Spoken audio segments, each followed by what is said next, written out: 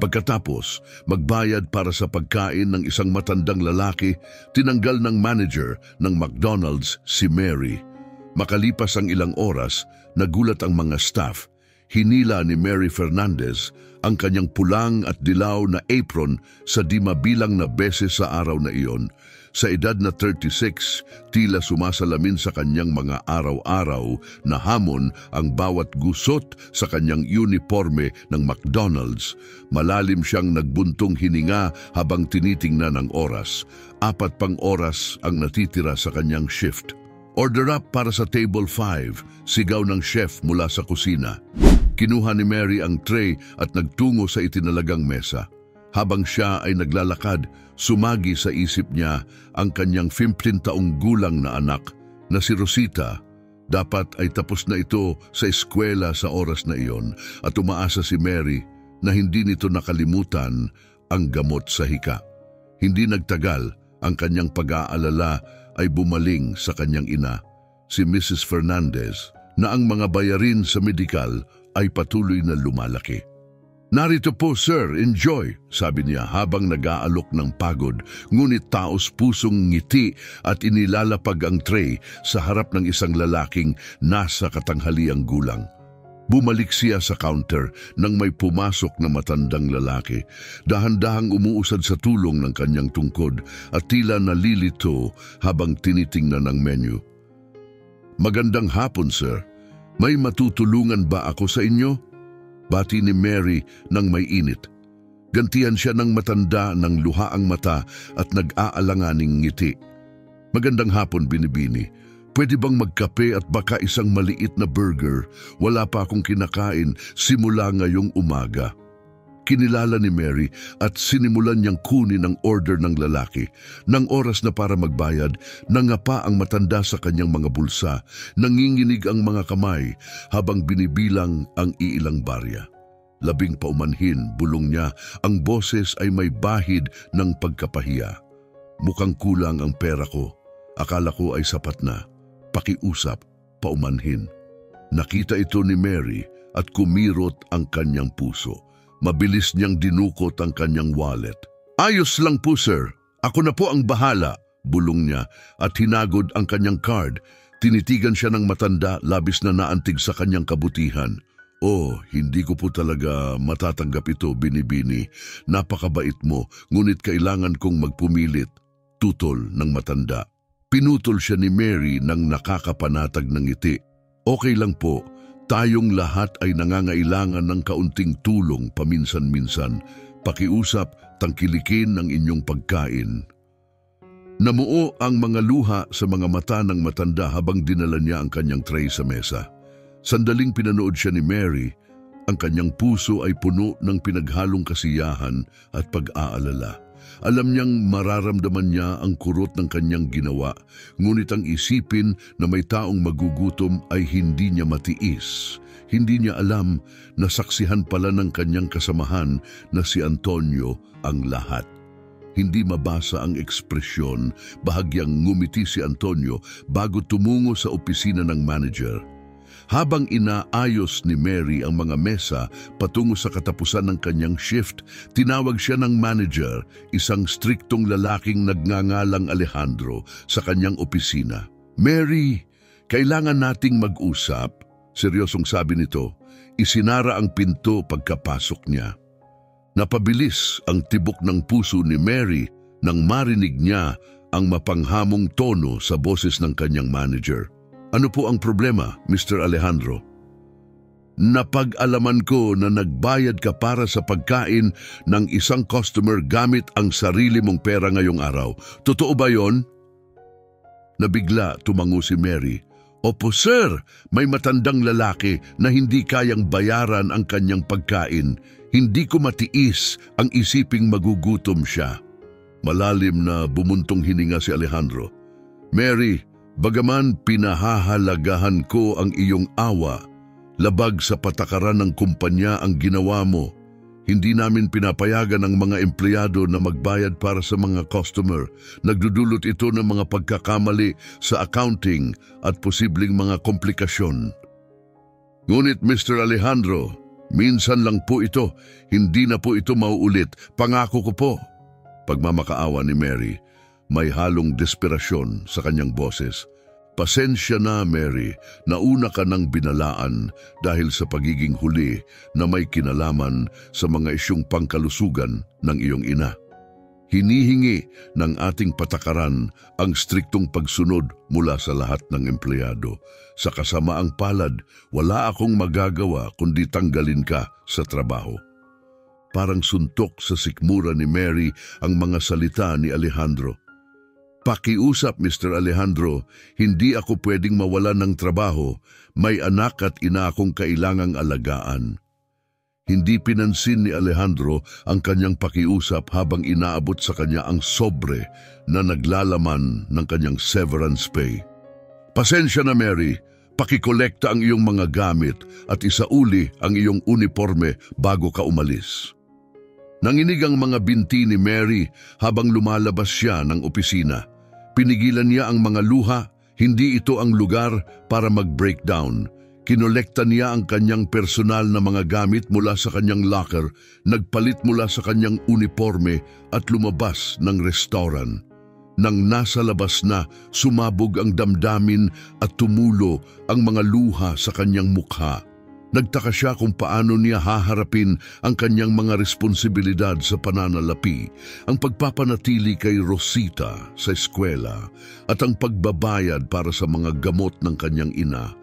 Habang naglalakad siya patungo sa hintayan ng bus, pinagdudahan ni Mary ang kanyang desisyon na tulungan ang matandang lalaki. Pumasok ang pag-aalinlangan, ngunit ang alaala ng kanyang pasasalamat ay muling nagpatibay sa kanyang paniniwala sa kanyang mga aksyon. Sa kabila ng malubhang kahihinatnan, wala siyang pinagsisisihan.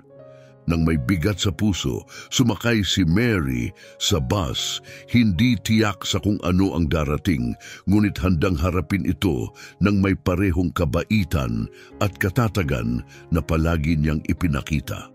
Pinayagan niya ang kanyang sarili ng isang sandali ng kahinaan habang binabaybay ng bus ang lungsod.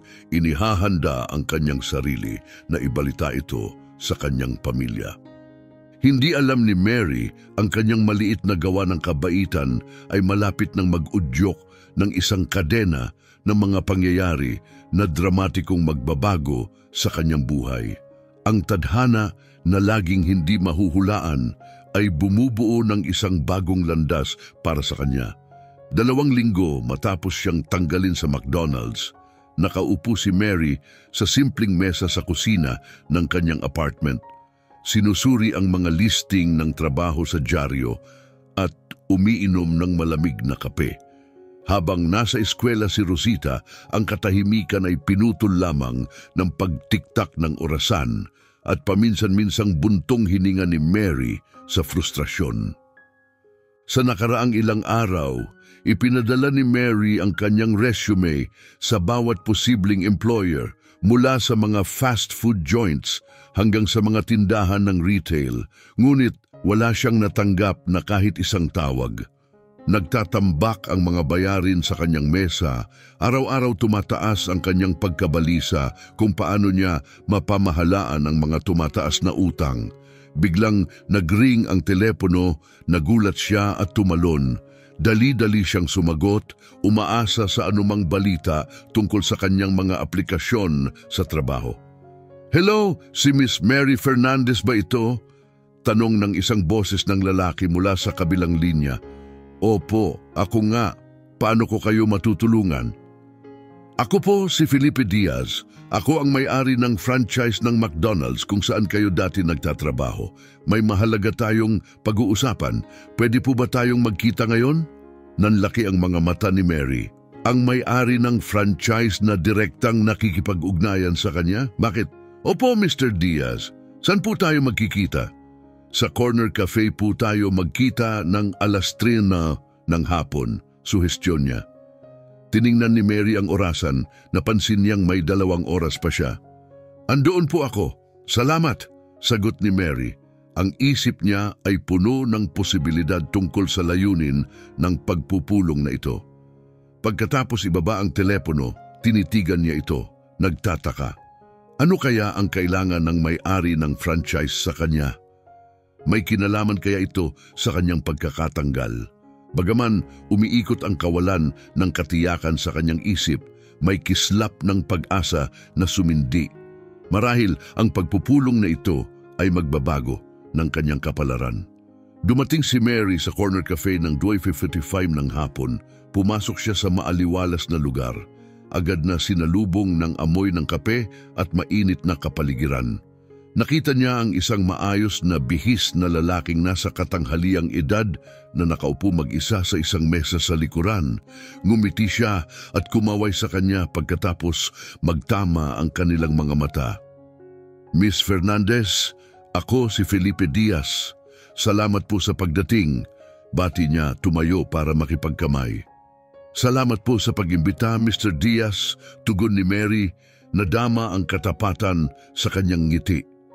Umupo sila at pagkatapos umorder ng kanilang inumin, sinimulan ni Felipe ipaliwanag ang dahilan ng kanilang pagpupulong. "Miss Fernandez, gusto ko po kayong kausapin dahil 2 linggo na ang nakalilipas, tinulungan ninyo ang isang matandang lalaki sa McDonald's sa pamamagitan ng pagbayad para sa kanyang pagkain. Naalala po ba ninyo ang insidenteng yon?" Tumango si Mary, isang malungkot na ngiti ang lumitaw sa kanyang mga labi habang naaalala niya ang pangyayari na naging dahilan ng kanyang pagkakatanggal sa trabaho. "Opo, naalala ko po," kanyang kinumpirma. Lumambot ang ngiti ni Felipe. "Ang matandang lalaki po na iyon ay ang aking ama." Napasinghap si Mary nagulat. "Ang iyong ama? Wala po akong ideya." "Kaya nga po kahanga-hanga ang inyong ginawa. Tinulungan ninyo hindi para sa pagkilala o gantimpala, kundi dahil sa dalisay na kabutihan."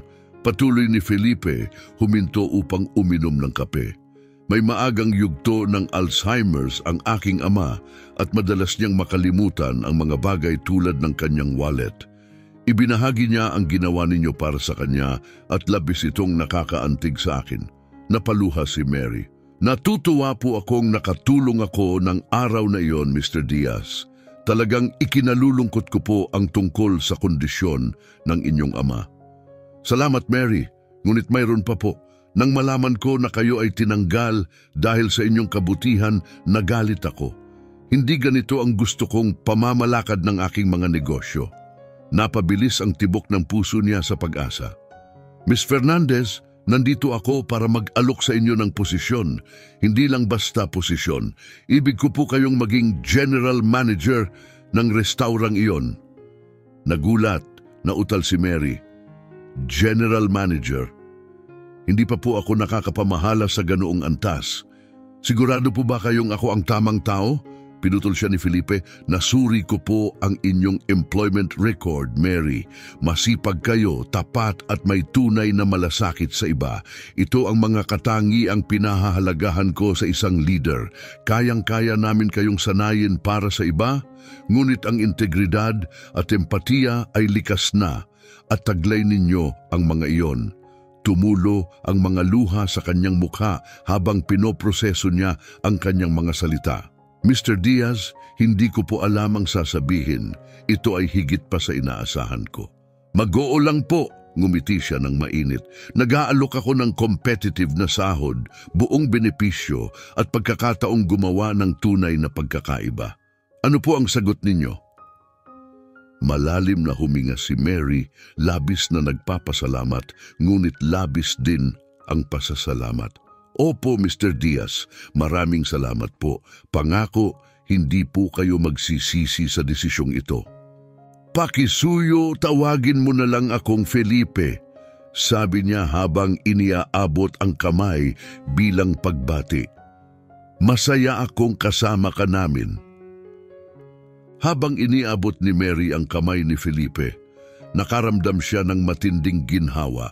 Hindi lang niya naibalik ang kanyang posisyon, kundi nagkaroon din siya ng pagkakataong positibong maimpluwensyahan ang buhay ng kanyang mga katrabaho at customer. Hindi alam ni Mary na ito pa lang ang simula.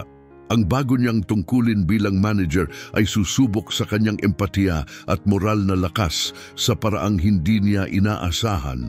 Ngunit sa sandaling iyon, habang lumalabas siya sa kafe na may ngiti sa labi, puno ang isip niya ng pananabik na ibahagi ang balita kay Rosita. Ang buhay ay nagkaroon ng hindi inaasahang pag-ikot at handang-handa si Mary na harapin ang bagong kabanatang ito ng may bukas na kalooban. Dumating ang unang araw ni Mary bilang general manager sa McDonald's, maliwanag at puno ng pag-asa. Nagising siya bago pa tumunog ang kanyang alarm clock, puno ng halo-halong pananabik at kaba. Habang naghahanda, inisa-isa niya sa isip ang kanyang mga layunin. "Kinakabahan ka ba, Mama?" tanong ni Rosita habang nakasilip mula sa pintuan ng kusina. Ngumiti si Mary, "Kaunti lang, anak, pero mas excited ako." "Siguradong magiging mahusay ka," sagot ni Rosita nang may kumpiyansa. "Ikaw ang pinakamaganda kong cheerleader, anak." Matapos yakapin ang kanyang anak at magmadaling tumawag sa kanyang ina upang kumustahin ito, umalis na si Mary sa bahay, handang harapin ang kanyang bagong tungkulin. Pagpasok niya sa restaurant, malalim ang kanyang paghinga. Ang nakakaaliw na amoy ng kape at sariwang muffins ang sumalubong sa kanya, pati na rin ang mga interesado at nagulat na ekspresyon ng kanyang mga dating kasamahan. "Magandang umaga sa inyong lahat," masigla niyang anunsyo, pilit na pinapanday ang kumpiyansa. "Kaya natin to," sabi niya sa sarili. Lumapit si Alejandro, ang dating manager na nagtanggal sa kanya na may pilit ng ngiti sa mukha. "Mary, mabuti at bumalik ka. Naipaliwanag na sa amin ni Ginoong Diaz ang bago mong posisyon. Narito ako para tumulong sa anumang kailangan mo sa transition," sabi niya. Tumango si Mary, nagpapasalamat sa alok nito sa kabila ng awkward na sitwasyon. "Salamat, Alejandro. Pinapahalagahan ko ang suporta mo," sagot niya. Habang lumipas ang araw, sinimulan ni Mary ang kanyang mga bagong tungkulin tulad ng pagsusuri sa mga schedule ng staff, inventaryo at financial statements. Napansin niyang kahit may matarik na learning curve, ang malawak niyang karanasan sa aktwal na trabaho ay nagbigay sa kanya ng mahalagang pananaw. Sa oras ng abalang pananghalian, nagdesisyon si Mary na magsuot ng apron at sumama sa linya ng serbisyo. Nagulat ang ilang empleyado sa ginawa niya. "Bakit ka nandito, boss?" tanong ni Antonio, ang isa sa mga dati niyang tumalikod sa kanya na may halong pagtataka at pagdududa. "Parte tayong lahat ng iisang koponan, Antonio," sagot ni Mary ng may kabaitan. "At minsan, kailangan ng koponan ng dagdag na kamay." Habang nagtatrabaho kasama ang kanyang mga kasamahan, naramdaman niyang unti-unting nawawala ang tensyon. Nagsimula ng respetuhin ng kanyang mga kasamahan ang kanyang kahandaang makisama sa trabaho sa kabila ng kanyang bagong titulo bilang manager.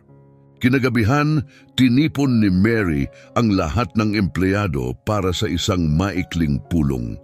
"Gusto kong magpasalamat sa inyong lahat para sa dedikasyon ngayong araw," panimula niya. "Alam kong mahirap ang mga ganitong pagbabago, pero gusto kong malaman niyong bukas palagi ang opisina ko. Sama-sama nating gagawing hindi lang mahusay ang lugar na ito para sa mga customer, kundi isang kamangha-manghang lugar din para sa ating lahat." Iba-iba ang reaksyon ng mga staff. Si Ana, ang mabait na cashier, ay ngumiti ng malaki, samantalang nanatiling hindi kumbinsido si Antonio.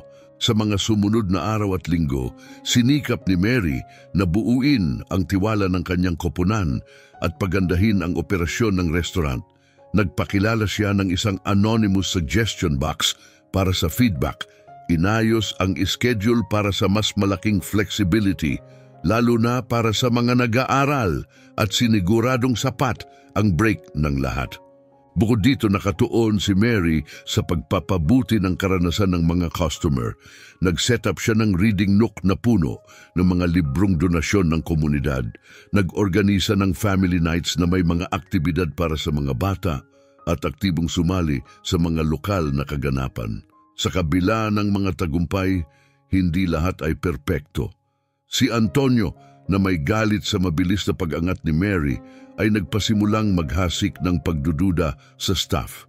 Hindi ba kayo nagtataka? Narinig ni Mary na pabulong niyang sinasabi sa break room. Isang araw wala siya, tapos bigla na lang siya ang boss. Siguradong may dahilan. Bagaman alam niyang kailangan niyang harapin ang mga isyong ito kalaunan, pinili muna ni Mary na ituon ang pansin sa mga positibong resulta.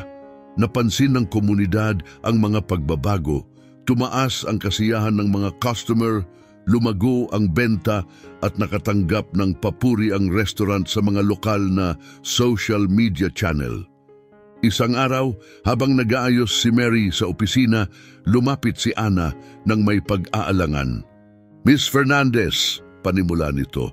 "Okay lang Ana, tawagin mo na lang akong Mary," sagot niya nang may nakapagpapalakas ng ngiti. "Mary, nais ko lang sabihin, masaya talaga kami na ikaw ang aming manager. Ang mga pagbabagong dala mo ay tunay na positibo." Habang namuo ang emosyon sa kanyang lalamunan, buong pasasalamat na tinanggap ni Mary ang mga mabuting salita. Sa mga ganitong sandali niya, nararamdamang tunay siyang nakakaapekto. Kinagabihan, habang naghapunan kasama sina Rosita at ang kanyang ina si Mrs. Fernandez, pinag-isipan ni Mary ang malalaking pagbabago sa kanyang buhay. "Kumusta ang trabaho, anak?" tanong ng kanyang ina. Ngumiti si Mary nang may pagninilay. "Punong-puno ng hamon, mama. Pero pakiramdam ko, nasa tamang lugar ako." Hindi alam ni Mary na sa bingit siya ng mas malaking hamon. Isang pagsubok sa kanyang kakayahan bilang manager, pati na rin sa kanyang moral at empatya. 3 buwan sa kanyang posisyon bilang general manager, malaki na ang pagbabago ng restaurant sa ilalim ng kanyang pamamahala. Tumaas ang benta ng 15%, bumaba ang employee turnover, at naging paboritong tambayan ang restaurant ng komunidad. Ngunit isang magulong tagpo ang sumalubong sa kanya isang Lunes ng umaga. Pagpasok niya, isang grupo ng iritadong mga customer ang nagtipon malapit sa counter, habang ang staff ay halatang stress. "Anong nangyayari dito?" tanong ni Mary habang sinisikap makarating sa gitna ng grupo. Lumapit si Ana, mukhang balisa. "Mary, sira ang mga sistema natin. Hindi kami makapagproseso ng card payments at ilang gamit sa kusina ang tumigil sa paggana." Matapos magpakalma, nagbigay si Mary ng malinaw na utos. "Ganito ang plano.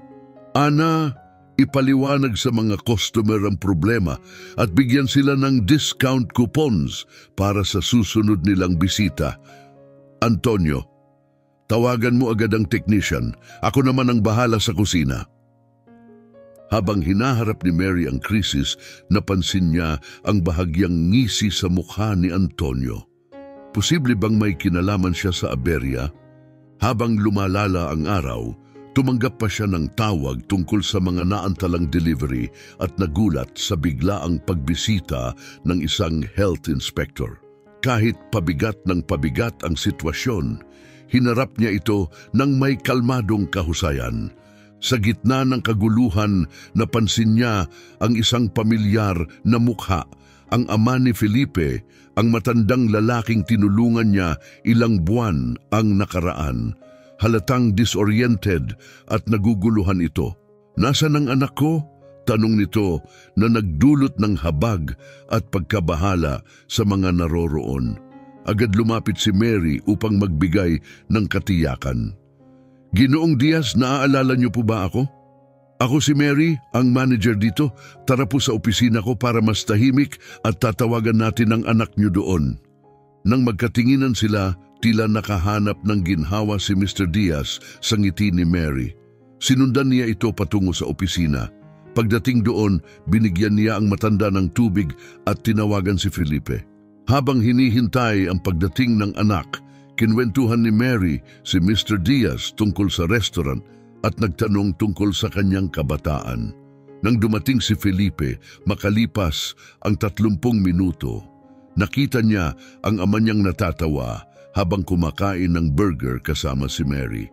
"Mary, hindi ko alam kung paano kita pasasalamatan," sabi ni Felipe. "Ramdam ang pasasalamat." "Hindi mo kailangang magpasalamat," tugon ni Mary na may ngiti.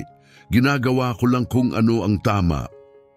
Pag-alis ni na Felipe at ng kanyang ama, bumalik si Mary sa abalang restaurant na ngayon ay muling maayos ang lahat.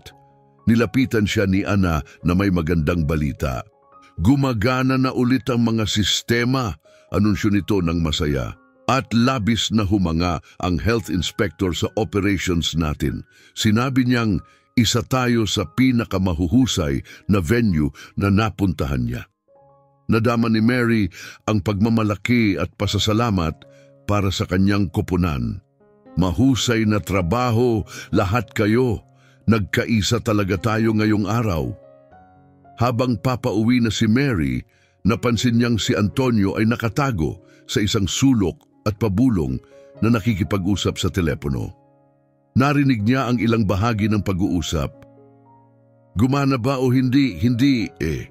Na-handle niya lahat ng maayos." Biglang napagtanto ni Mary na posibleng may ginagawa si Antonio laban sa kanya. Nagpasya siyang kausapin ito ng seryoso kinabukasan. Mahalaga ang pagtigil sa anumang gulo upang mapanatili ang pagkakaisa ng koponan. Paglock niya sa pintuan ng restaurant, pinag-isipan ni Mary ang mga pangyayari sa araw na iyon. Isang tunay na pagsubok ng kanyang liderato ito at sa kabila ng lahat ng hirap, nagtagumpay sila. Ngunit hindi niya alam na ang araw na ito ay simula lamang ng mas malalaking hamon. Habang umuuwi siya sa ilalim ng ambon, hindi niya alam ang papalapit na bagyo, kapwa literal at metaporikal. Kinabukasan, dumating siya ng maaga sa restaurant, handang harapin at lutasin ang anumang hidwaan bago magsimula ang araw ng trabaho. "Antonio, maaari ba tayong mag-usap sa opisina ko?" tanong ni Mary pagkakita pa lang kay Antonio. Ang mukha ni Antonio ay nagpapakita ng halong sorpresa at pagod habang sinusundan siya nito. Sa loob ng opisina, isinara ni Mary ang pinto at naupo sa kanyang mesa, pilit na nagpapakita ng kalmado sa kabila ng kanyang kaba. "Antonio, napansin kong parang may hindi ka ikinasisiyahan simula nang maging manager ako," panimula ni Mary. "Gusto kong malaman mo na lubos kong pinahahalagahan ang iyong kontribusyon dito. Pero kung may problema, mas mabuti kung pag-usapan natin ito ng direkta." Bahagyang naasiwa si Antonio at iniwas ang tingin. "Hindi ko alam ang ibig mong sabihin, Mary. Ayos lang naman ang lahat," sagot niya, bagamat halata sa tono na hindi ito totoo. Patuloy siyang tinitigan ni Mary. "Antonio, narinig ko ang tawag mo kagabi. Alam kong may bumabagabag sa iyo at mas gusto kong maging tapat ka sa akin," mariing sabi ni Mary. Sandaling nanlumo ang mukha ni Antonio pero mabilis siyang nagpakita ng kumpiyansa. "Wala talaga, Mary.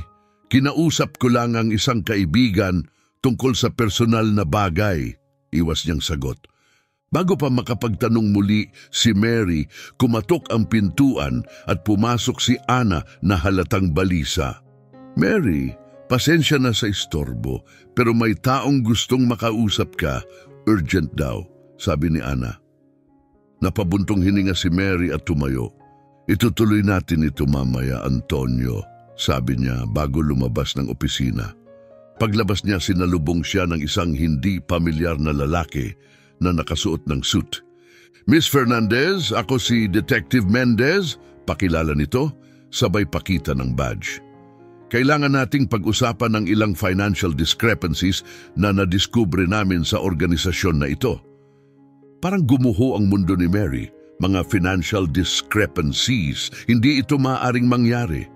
"Sa palagay ko, imposibleng mangyari iyon," sabi ni Mary, nanginginig ang boses. Umiling si Detective Mendez ng seryoso. "Sa kasamaang palad, posible ito. Mayroon kaming ebidensya ng maling pamamahala sa pondo at tax evasion sa nakalipas na ilang buwan. Bilang General Manager, kailangan namin ang buong kooperasyon mo sa investigasyon na ito." Parang binagsakan ng mabigat na bato si Mary.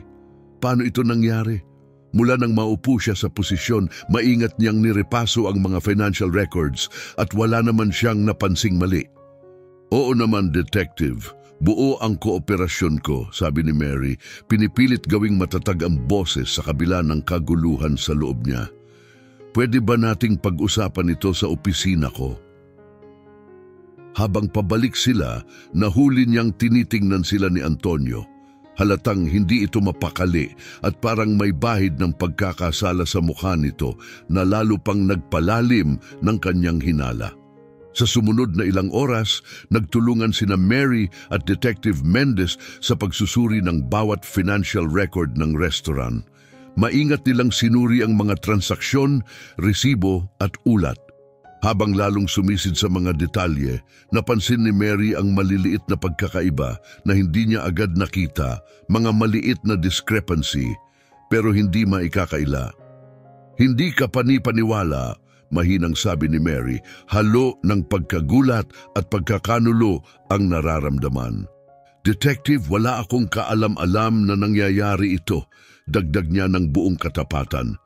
Matamang tumingin si Detective Mendez sa kanya. Miss Fernandez, nagsimula ang mga irregularity bago pa man ang panunungkulan mo bilang manager. Pero bilang kasalukuyang manager, kailangan kang sumagot sa ilang tanong. Tumango si Mary bagamat nanginginig pa rin.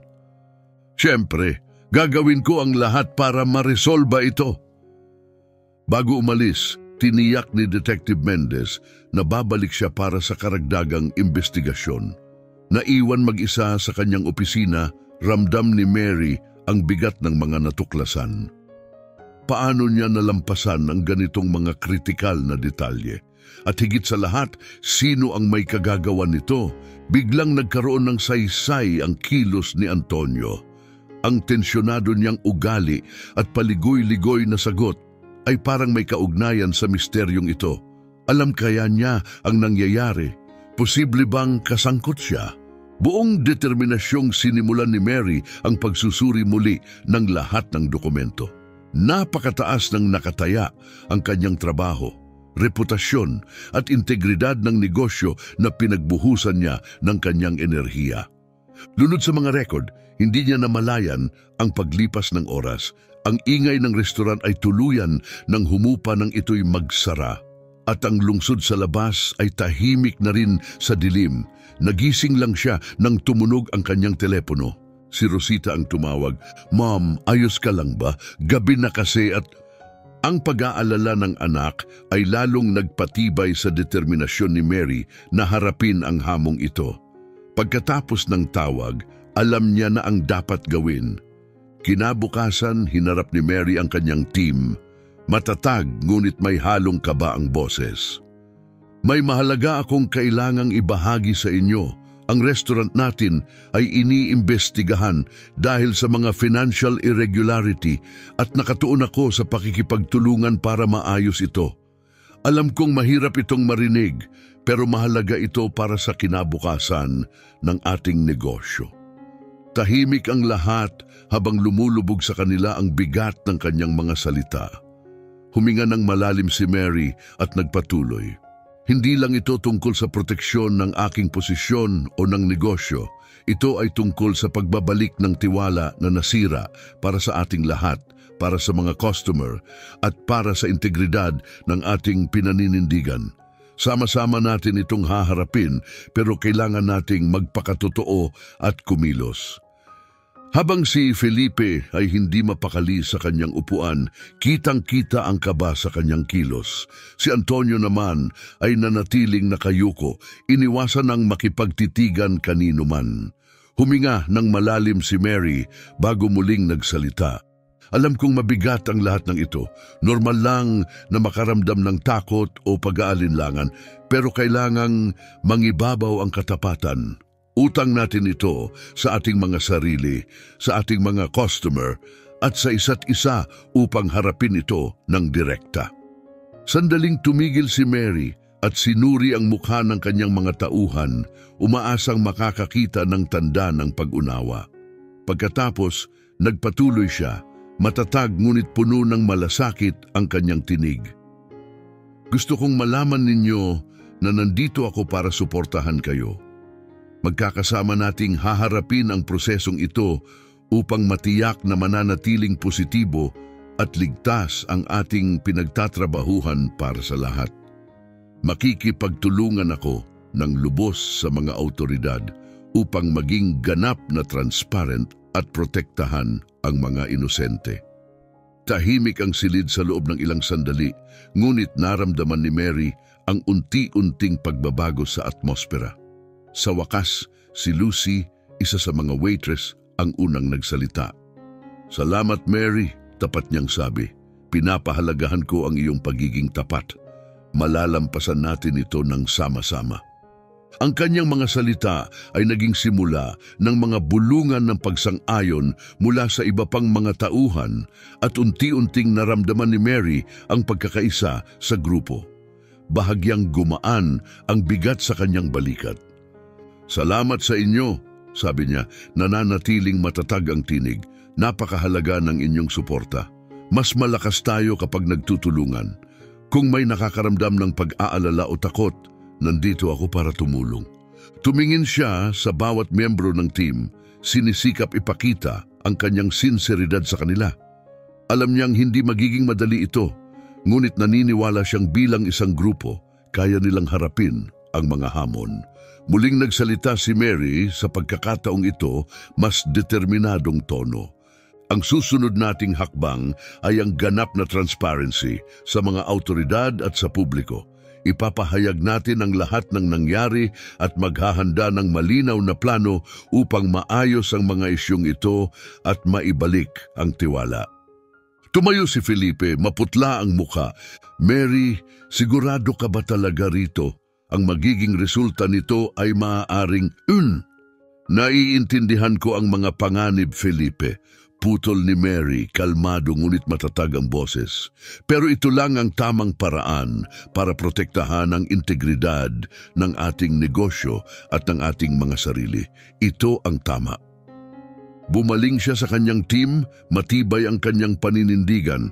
"Alam kong nakakagulat ito at naiintindihan kong marami sa inyo ang nag-aalala para sa inyong mga trabaho. Nangangako ako na gagawin ko ang lahat para protektahan ang mga walang kinalaman dito." Nanatiling tensyonado ang silid hanggang sa tumayo si Ana, nakaupo sa likuran. "Tama si Mary," sabi niya, malinaw ang boses. "Hindi natin ito pwedeng itago. Kung nais nating maibalik ang tiwala ng komunidad, kailangan nating magsimula sa pagiging tapat." Dahan-dahang tumango ang iba pang tauhan bilang pagsang-ayon. Nagkaroon ng bulong ng suporta sa buong silid. Si Antonio, gayunpaman, ay nanatiling tahimik, nakatitig pa rin sa sahig. "Sige," sabi ni Mary, nakaramdam ng magkahalong ginhawa at determinasyon. "Ito ang gagawin natin." Sa mga sumunod na oras, masinsinang nakipagtulungan si Mary kay Felipe at sa team upang makagawa ng pampublikong pahayag at isang konkretong action plan. Kinausap nila si Detective Mendez. Ipinaalam ang kanilang desisyon na makipagtulungan ng lubos sa investigasyon. Nang kumalat ang balita, parang bagyong bumalot ito sa komunidad. Dumagsa ang mga lokal na mamamahayag sa restaurant at agad itong napalibutan ng mga kamera at reporters. Sa harap ng restaurant, tumayo si Mary kasama si Felipe, tahimik ngunit puno ng kumpiyansa habang hinarap ang media. "Sa mga nakaraang araw, nadiskubre namin ang mga financial irregularity sa aming negosyo. Bilang general manager, inaako ko ang responsibilidad na tiyaking maayos ang sitwasyong ito nang may ganap na transparency. Bagamat nangyari ang mga pagkakamaling ito bago pa man ang aking panunungkulan, nakatuon ako sa pagtutuwid ng mga ito." Tumigil siya saglit, pinapahalata ang bigat ng kanyang mga salita bago magpatuloy. "Nagsagawa kami ng plano upang ayusin ang mga isyong ito at tiyaking hindi na ito mauulit. Kabilang dito ang pakikipagtulungan ng lubos sa mga awtoridad pagpapahusay ng aming oversight procedures at pagbabalik ng tiwala ng komunidad. Habang tuloy-tuloy ang pag-click ng mga kamera at mabilis na dumagsa ang mga tanong ng mga mamamahayag, nanatiling matatag si Mary. Sinasagot ang lahat ng may katapatan at ipinapakita sa komunidad na seryoso sila sa pananagutan. Alam niyang mahaba pa ang daan na tatahakin, ngunit ito ang unang hakbang upang muling buuin ang lahat ng kanilang pinaghirapan. Si Mary direktang humarap sa publiko at inamin ang pagkawala ng tiwala ng kanyang komunidad, panimula niya habang tinititigan ng mga lente ng kamera. Gayunpaman, kami ay determinadong itama ang aming mga pagkakamali. Simula ngayon, nangangako kami ng ganap na transparency sa lahat ng aming mga gawain.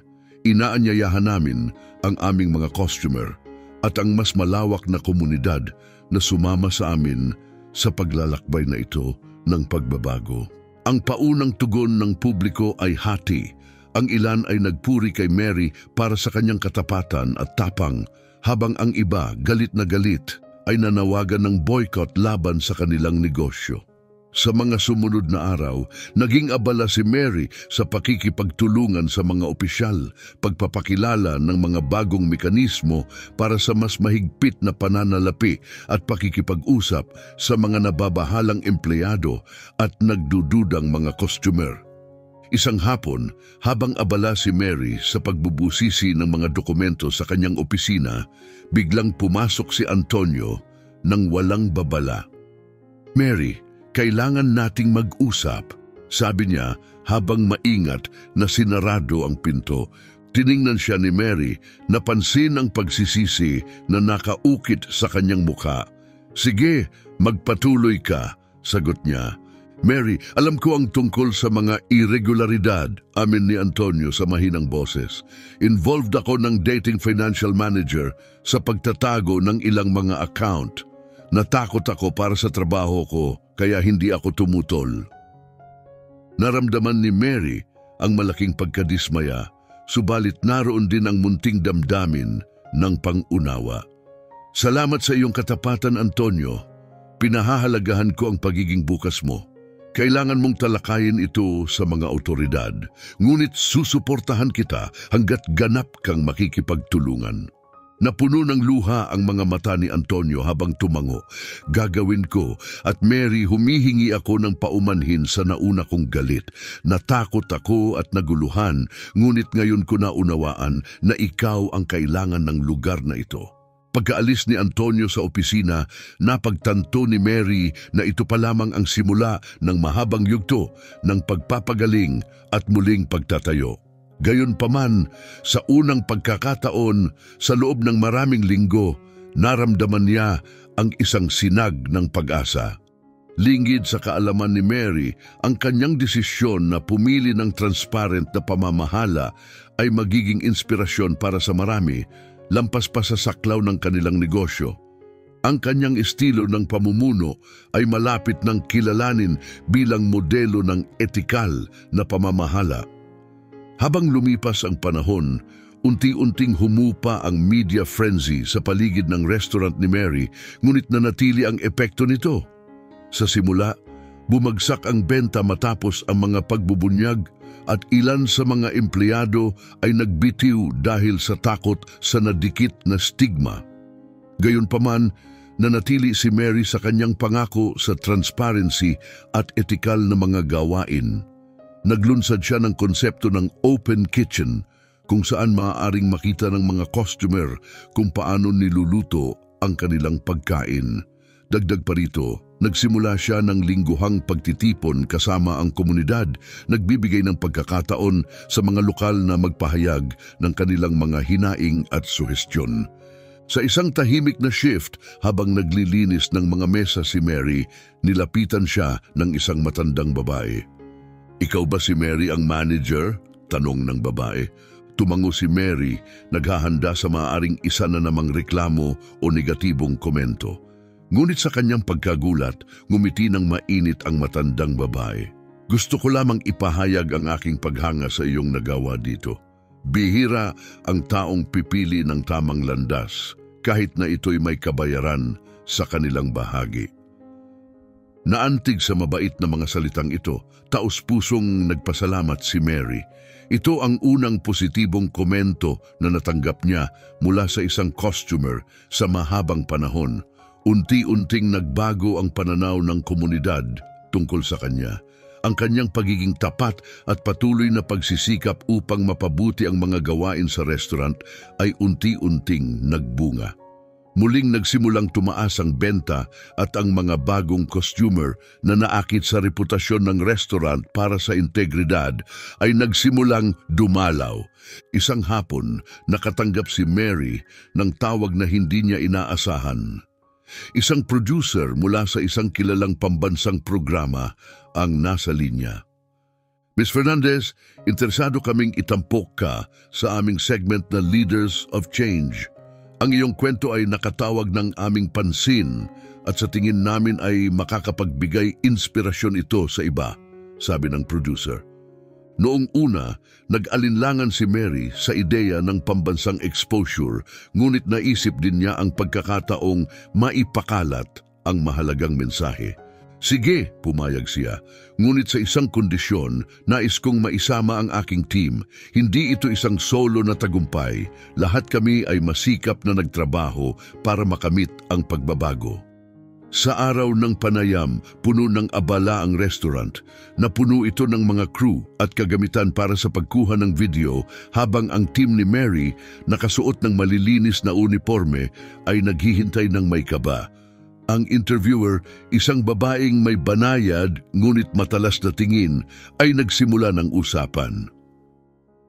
Mary Fernandez, gumawa ka ng isang desisyon ilang buwan na ang nakalilipas na maaring ituring ng marami na nakakabawas sa negosyo. Ano ang nagtulak sa iyo upang ilantad ang mga irregularidad sa pananalapi ng iyong restaurant? Kumuha muna ng sandali si Mary upang maipon ng kanyang mga saloobin bago sumagot. Isang mahirap na desisyon yon, ngunit kinakailangan. Palagi kong pinaniniwalaan na ang katapatan at integridad ay mahalaga. Hindi lamang sa negosyo kundi sa lahat ng aspeto ng buhay. Hindi namin kayang magtayo ng magandang kinabukasan sa pundasyong may depekto. Nagpatuloy ang panayam kung saan ibinahagi ni Mary ang mga hamon na kanilang hinarap at ang sama-samang pagsisikap na malampasan ito. Pinuri ni Ana kung paano pinalakas ng transparency ang morale ng mga empleyado. Maging si Antonio, bagaman bahagyang kinakabahan, ay nagsalaysay ng kanyang landas tungo sa pagtubos. Nang tanungin tungkol sa kanilang mga plano sa hinaharap, positibo ang naging tugon ni Mary. Ang layunin namin ay hindi lamang ang magkaroon ng matagumpay na restaurant kundi maging mabuting kapitbahay.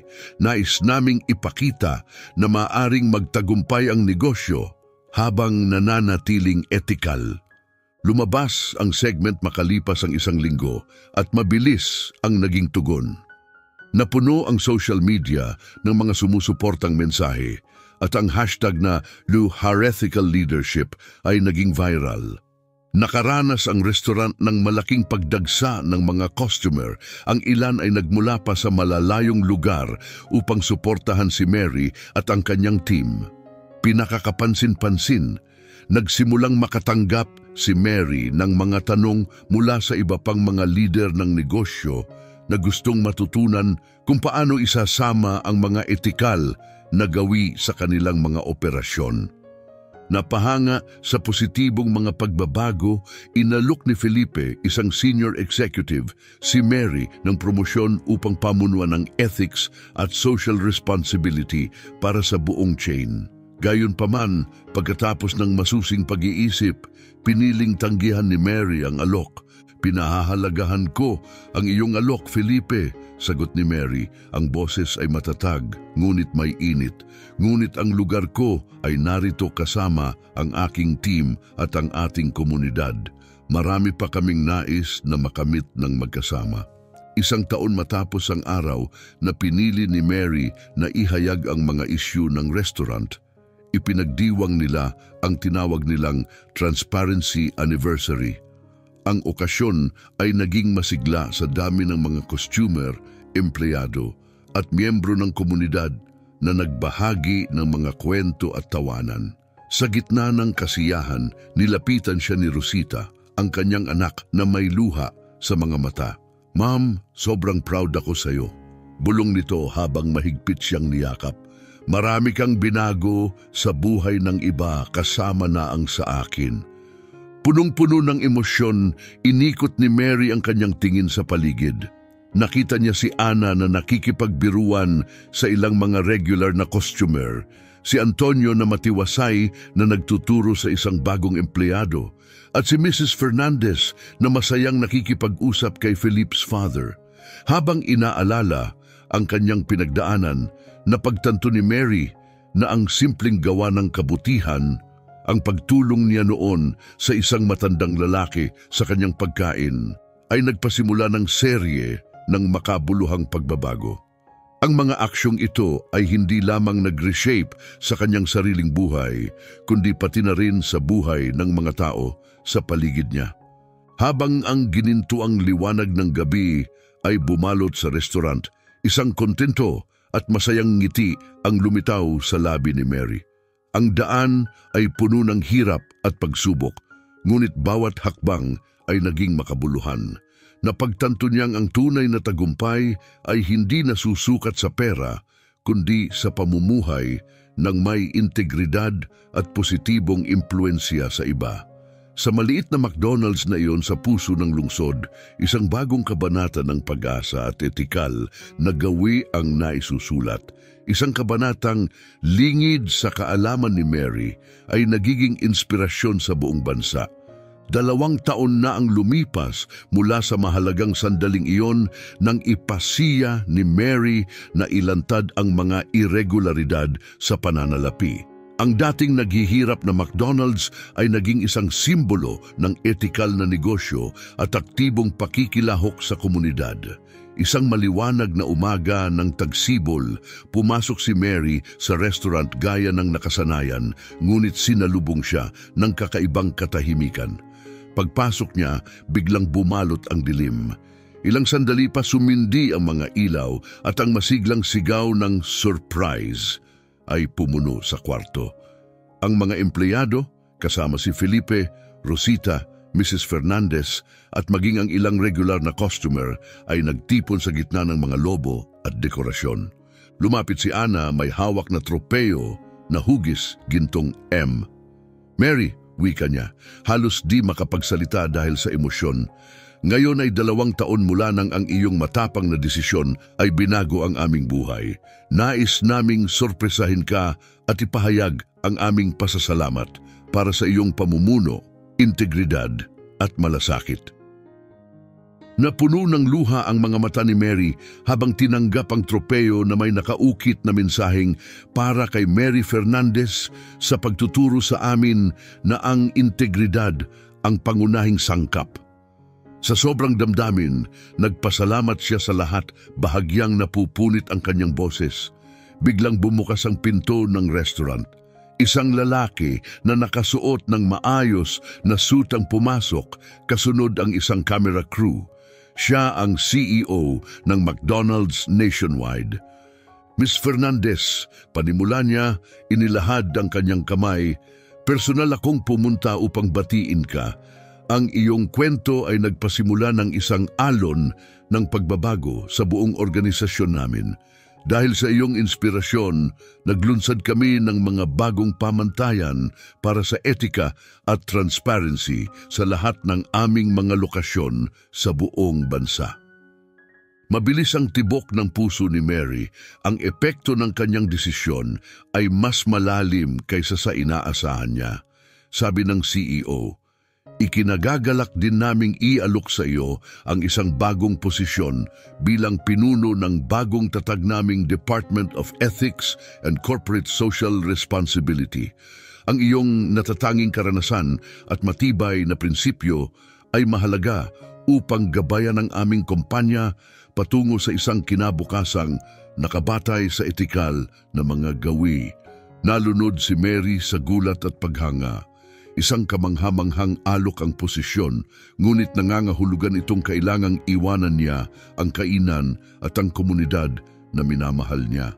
Tinitigan niya ang silid, pinagmamasdan ang puno ng pag-asang mga tingin ng kanyang koponan, pamilya at mga parokyano. Malalim siyang huminga at nagsalita, "Salamat sa pagtitiwala ninyo sa akin para sa napakahalagang tungkuling ito. Isang malaking karangalan ito. Gayunpaman ang aking dedikasyon ay nananatili para sa komunidad na ito at sa aking koponan. Sama-sama naming nilikha ang isang bagay na pambihira at naniniwala akong marami pa kaming magagawa." Ngumiti ang CEO na tila nauunawaan ang kanyang sagot at sinabi, "Ang dedikasyon mo mismo ang inaasahan namin, Mary. Paano kaya kung manguna ka sa isang pilot project dito mismo? Maaari mong subukan ang iyong mga etikal na estratehiya sa lugar na ito at kapag naging matagumpay, maaari natin itong ipatupad sa buong bansa. Sa ganitong paraan, mananatili kang nakatuon sa iyong komunidad habang pinalalawak ang iyong epekto." Nagliwanag ang mukha ni Mary sa suhestyon, isang perpektong solusyon na pinagtagpo ang kanyang lokal na ugnayan at ang posibilidad ng mas malawak na impluensya. "Napakagandang ideya niyan," masigla niyang sagot. Ang kanyang pagtanggap ay sinalubong ng palakpakan at masigabong pagbati. Niyakap siya ni Rosita habang si Giningeder Fernandez ay puno ng pagmamalaki. Sa mga sumunod na buwan, ginawang sentro ni Mary ang kanyang restaurant para sa mga ethical na eksperimento.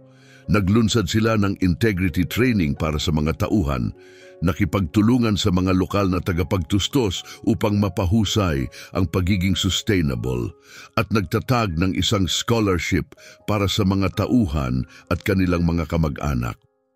Ang mga resulta ay kahanga-hanga. Hindi lamang umangat ang kita ng restaurant, kundi naging isang sentro rin ito ng pagkakaisa ng komunidad. Ang ibang mga lokal na negosyo ay humingi ng gabay kung paano ipapatupad ang mga etikal na gawi. Isang hapon, habang sinusubaybayan ang isang bagong inisyatibo sa pag-recycle, napansin ni Mary ang isang matandang lalaki na pinapanood siya mula sa isang mesa sa sulok. Nang lapitan niya ito, nakilala niya si G. Diaz, ang ama ni Felipe, na tinulungan niya noong isang mahalagang araw. "Ikinagagalak kitang makita," malugod niyang bati. Ngumiti ng maliwanag si G. Diaz. "Mary, nung tinulungan mo ako noon, akala ko simpleng mabuting gawa lamang iyon. Pero iyon pala ang simula ng isang mas dakilang bagay," aniya. Isang alon ng emosyon ang bumalot kay Mary habang sumagot siya. "Salamat, G. Diaz. Ang inyong pamilya ang nagbigay sa akin ng isang oportunidad na nagbago ng aking buhay. Ikaw ang nagdala ng malaking pagbabago sa aming buhay at sa buhay ng napakarami pa," sagot ni G. Diaz habang hinawakan ng kanyang kamay. Habang papalubog ang araw at nagbibigay ng mainit na liwanag sa lugar, pinagmasdan ni Mary ang kanyang paligid. Maingat na tinuturuan ni Antonio ang isang bagong tauhan. Si Ana ay nagtuturo sa mga parokyano tungkol sa mga inisyatibo sa pag-recycle. At si Rosita, na ngayon ay nagtatrabaho ng part-time, ay masiglang nakikipag-usap kay Giningeder Fernandez at sa iba pang mga regular na customer. Sa sandaling iyon, naunawaan ni Mary na nagsisimula pa lamang ang kanyang paglalakbay. Bawat araw ay nagdadala ng panibagong hamon at pagkakataon upang kumilos ng tama, magbigay inspirasyon sa iba at lumikha ng positibong pagbabago. Ngumiti si Mary habang patungo sa kusina. Marami pang buhay ang kailangang maantig at isang pamana ng integridad ang kailangang likhain.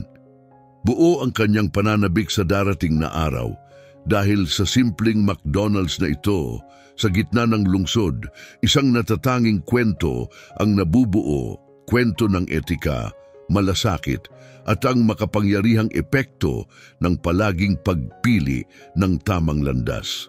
At si Mary, na minsang natakot na mawala ng lahat, ay ngayon napagtanto na nakamit niya ang isang bagay na walang katumbas na halaga. Ang pagkakataong baguhin ang mundo, isang burger sa bawat pagkakataon. Huwag kalimutang i-activate ang notification bell para mauna sa susunod na video.